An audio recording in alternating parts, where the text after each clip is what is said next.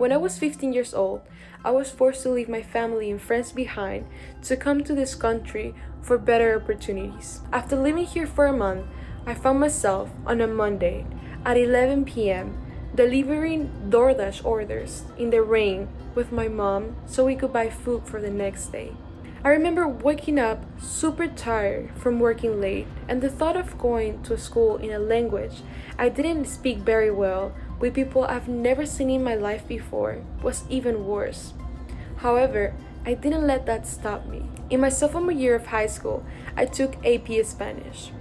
Thanks to this class, I met the first teacher who saw my potential and believed in me. 3 months passed, and I was one of only 6 students in the entire class to get a 5 on the AP exam. Last year, my grandfather, my yaya, was suddenly diagnosed with stage 4 lung cancer and kidney disease. All of a sudden, I became his primary caretaker. I interpreted for visiting nurses, social workers, and physical therapists. And when his voice got too weak to speak, I spoke for him and advocated for his needs when no one else could. It was a full-time job in of itself. I had to give up the opportunity to attend a summer program at Stanford, something I worked incredibly hard for, because my grandfather needed me. But I don't regret that choice. The lessons I learned through caring for him were more valuable than any summer program could teach. I chose to step up when my family needed me most. That's the kind of leader I've become, one who acts with love, resilience, and quiet strength. I'm not the loudest person in the room, but I've led with compassion and determination, especially in the hardest times. I choose to be present for my grandfather. I chose to balance it all because my family needed me, and I chose to keep pushing academically because I believe in creating the future I want, no matter how hard the road. I had so many struggles, and one of the biggest challenges was how to balance my education with long working hours. I needed to work and to survive, to look after my younger brother. At such a young age, I became a child parent. As a result of financial difficulties and needs, I was forced to leave school to work day and night. And then things got a little better, and I saw the chance to return to school. And I didn't hesitate because my dreams were still alive. I refused to let my hardships and exhaustion define me and my future. Now I am a straight A student, proving that I can overcome even the most difficult challenge. One of the things I enjoy the most is taking care of people and giving them the service. I do it with a lot of love and responsibility. I am part of HSS program, and I took leadership with my team of caregiving for a 90 years old woman with dementia and medical history of pneumonia, where I was going to be in charge of making sure that everything was in order, like medication, food, and care, as well as organization of staff and the shift that each caregiver will have. This experience made me learn and reflect that leadership is based on organization, honesty, and responsibility. I learned that I like to take care of others, made me realize that I really want to grow up with my knowledge and go to the university and become a good professional. I want to study law and become a lawyer. I believe that with the power of law, I can change society and our world. I want to be able to help and support minority and disadvantaged communities in the United States. Coming from immigrant parents and knowing many undocumented people personally, I truly understand the immigration struggles that so many people have to go through. I know our world is very unfair at times, and I strongly desire to advocate for others who cannot defend themselves. It's something that I'm very passionate about, and I cannot wait to pursue in my career and life. I want to strive for higher education and make connections with people and communities in a very meaningful way. I want to be known as someone that has made true significant change in the world, and I'm ready to face any challenges and hardships along the way. A majority of my weekends growing up was spent working at my mom's shop. My weekends consisted of spending the day cleaning tables, washing dishes. Although I never really understood the significance of working at such an early age, it wasn't until I was around 8 years old when my mother developed cervical cancer that I realized how helpful my contributions were. My brother and I had started to step up more. We started working at the shop along with some family friends while my mother was recovering to make sure that the business still stayed afloat. Eventually, this led me to start my own organization, a fully youth-led nonprofit called Project Warmth, aimed at helping families and individuals like mine. It's been 2 years since I co-founded this organization, and I've loved seeing the impact on the community.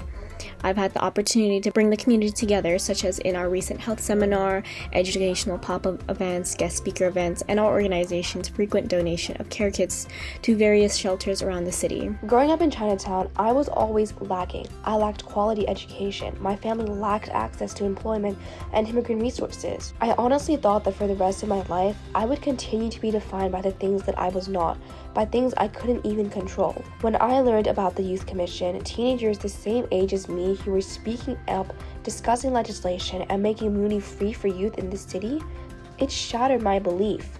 It broke those barriers and broke that belief that all of these obstacles in my life, I couldn't do anything about it. When I'm in college, I want to become that catalyst for others still trapped in the shadow of limitation. By drafting legislation and leading organizations, I want to show them what is truly possible and empower them to make change in their lives or in their communities. That moment of recognition, when someone realizes they've always possessed the map to their own liberation, would be my most treasured moment. Growing up as an immigrant from Nepal, I faced many emotional and physical challenges. From a very young age, I realized I was behind my peers, whether it be academically or financially. My parents, who had never attended school, couldn't help me with my studies or finances. I was still learning English while watching other kids receive support from educated parents who would tutor them or manage their schoolwork for them. But determined not to fall back, I started looking for resources in my communities that could help me build the skills I needed. One of the most impactful things that I found to help me with my challenge was the Mayor's Youth Education and Employment Program. I joined this in 9th grade as an intern to get introduced to the workforce.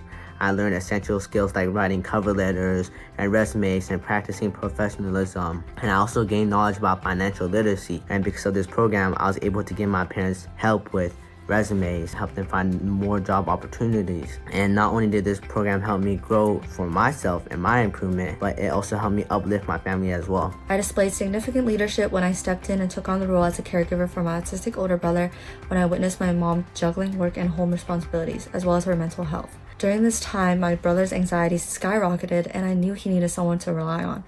I knew that I had to step in. I didn't just watch over him and care for him and administer daily routines. I advocated for him and supported his academic and social growth. I regularly communicated with his teachers to discuss his accommodations and needs that would best help him integrate into the social environment. Eventually, he grew more confident, building meaningful relationships with his peers and educators, and often even speaking about them with pride at home. This experience has taught me that leadership isn't just a title, it's about compassion. It's about listening, acknowledging their struggles, and creating spaces where people feel seen, safe, and empowered. Last year, I joined the California Youth Climate Policy and Leadership Program and advocated for a more comprehensive climate literacy curriculum in my school district. I wrote a climate literacy resolution, met with members of the Board of Education, and built a broad coalition with many nonprofit organizations to address this issue. However, I faced major funding obstacles. My school district's large budget deficit prevented any resolution from being adopted, including mine. So I aligned my advocacy efforts with the SFUSD Environmental Justice High School Fellowship.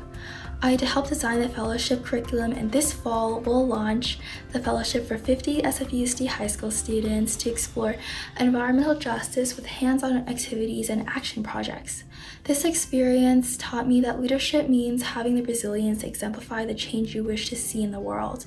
My resilience allowed me to create innovative solutions to my challenges, helping me to become a stronger leader. In the future, I hope to continue inspiring people with my leadership, showing them that their voice and advocacy can drive meaningful change. Thank you.